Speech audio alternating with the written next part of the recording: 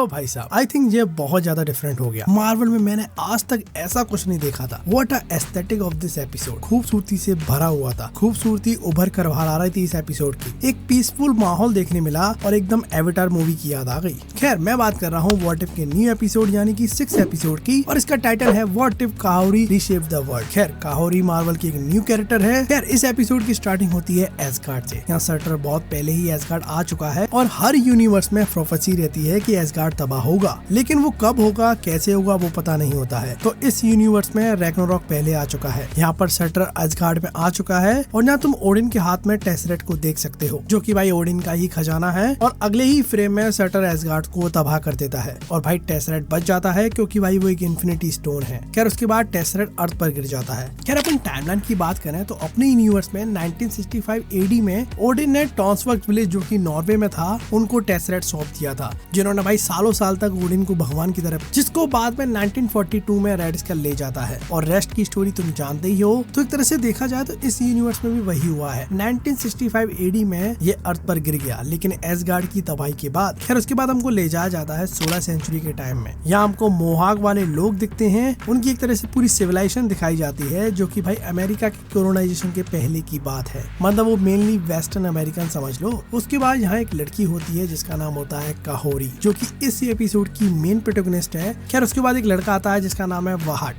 मतलब ऐसे ही कुछ साउंड करता है, क्योंकि एक तरह से देखा जाए तो ये पूरा एपिसोड तुमको सबटाइटल के बेस पे निकालना पड़ेगा, क्योंकि इनकी लैंग्वेज तुम समझ नहीं पाओगे। वो सबटाइटल के सारे ही तुमको ये एपिसोड देखना पड़ेगा। खैर, ये दोनों जंगल की तरफ जाते हैं, लेकिन यार तुम स्क्रीन पे एक बार देखो, कितना जबरदस्त लग रहा है, कितना पीसफुल लग रहा है, और दैट व्यू जस्ट अमेजिंग। खैर, जंगल के उस तरफ एक बैटल हुई थी बहुत साल पहले, जब से उस जगह को लोग शापित मानते हैं और इनके एंसेस्टर ने कहा है उधर मत जाना, और कहते हैं कि भाई लेक में एक तरह की पावर है जो कि लोगों को स्काई वर्ल्ड ले जाती है। खैर, उसके बाद इन्हें पता चला कि स्पेन की आर्मी इनके गांव में आ चुकी है, जिन्होंने इन पे हमला कर दिया है। उसके बाद उनका लीडर काहोरी और वाट को देख लेता है और ये लोग उसी जंगल में जाके छुप जाते हैं। लेकिन भाई ये लोग एक केव में गिर जाते हैं। यहाँ पर इनको एक मैजिकल लेक दिखती है जिसकी ये अफवाह सुनते आए हैं, और देखा जाए तो लेक का जो पानी है वो जरूरत से ज्यादा नीला है और उसमें एक चमक है, जो कि तुम जानते हो भाई उसके अंदर क्या है। देख के समझ में आ जाता है इस पानी की गहराई में टेसरेट रखा हुआ है। खैर, उसके बाद वहाँ पर और सोल्जर आ जाते हैं और दौड़ा भागी के चक्कर में एक सोल्जर काहोरी को गोली मार देता है और वो उसी लेक में जाके गिर जाती है, और गोली इसके शोल्डर से होकर निकल गई थी, तो वो मरी नहीं। उसके बाद भाई वाहट को पकड़ लिया जाता है। उसके बाद पता चला कि टेसरेट यानी स्पेस स्टोन यहीं रखा था, अंडर वाटर है काफी टाइम से। खैर, उसी के बाद पानी के अंदर से ही उसी टेसरेट से काहोरी को पावर मिलती है। हो सकता है भाई टेसरेट पानी की रिएक्शन में आके कोई पावर निकाल रहा हो, या मतलब कोई रिएक्शन हुआ हो, और वो एक तरह से स्काई वर्ल्ड में पहुंच जाती है। यहाँ आसमान में एक पोर्टल भी दिखता है, और तुम जानते हो कि स्पेस स्टोन का यही काम है, पोर्टल खोलना।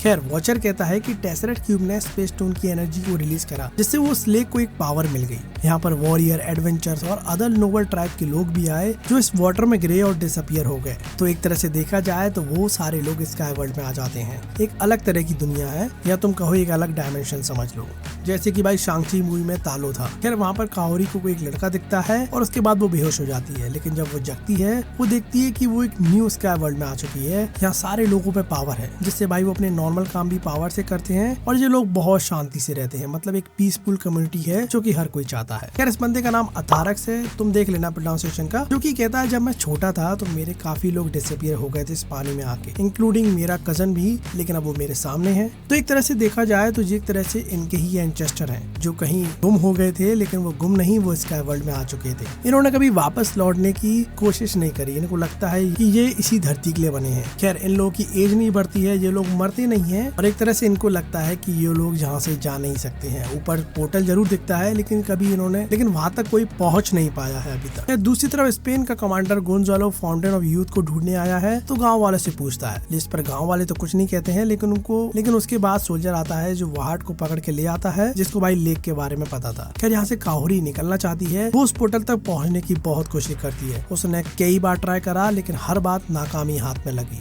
खैर, उसके बाद काहोरी एक एक्टिविटी में शामिल होती है है। यहाँ पर बहुत सारे याक टाइप के जानवर थे जिनके ऊपर एक फ्रूट लगता है जिसको उगने में काफी सालों लग जाती है। खैर जिसमें भाई सारे लोग फ्रूट निकालते हैं। जहाँ इस एक्टिविटी में काहोरी भी हिस्सा ले लेती है और भाई वो बहुत तेज भागती है, मतलब इन सबसे तेज भागती है और इसी के चलते वो एक रॉक से बचने के चक्कर में याक के सामने आ जाती है और वो डिफेंड करने के चक्कर में उस याक को पलट देती है, जिससे भाई बहुत सारे फल उसको मिल जाते हैं। सबने 2-3 कलेक्ट करे थे, इसने तो पता नहीं 15-20 कर ली है। खैर इधर गोंज़ोलो लेक के पास पहुंच जाता है और उसके सैनिक फट से लेक के अंदर कूद जाते हैं, लेकिन सारे लोगों को लेक खा जाती है ऐसा गोंज़ोलो को लगता है। लेकिन दूसरी तरफ देखा जाए तो सोल्जर भी स्काई वर्ल्ड में आ जाते हैं, लेकिन बिना पावर के। उनको कोई पावर नहीं मिलती। शायद हो सकता है कि कोई साफ दिल का इंसान ही उस पावर को ले सकता है। खैर क्योंकि स्काई वर्ल्ड को पैराडाइज कहते हैं तो वहाँ पर अच्छे खासे लोग आएंगे, ना कि बुरे लोग से पिटेंगे। खैर गोंज़ोलो वापस स्पेन निकल जाता है, उसको समझ नहीं आता है कुछ। इधर काहोरी लोगों की पार्टी चल रही होती है, तभी ये सोल्जर वहाँ से गोली चलाते हैं जिसमें काहोरी गोली रोक लेती है और इन सबकी बैंड बजा देती है और वो गुस्से में और पावरफुल हो जाती है। खैर काहोरी इन्हीं लोगों से कहती है कि तुम लोग यहाँ पर आए, तुम यहाँ पर कंफर्टेबल हो गए और तुम लोगों ने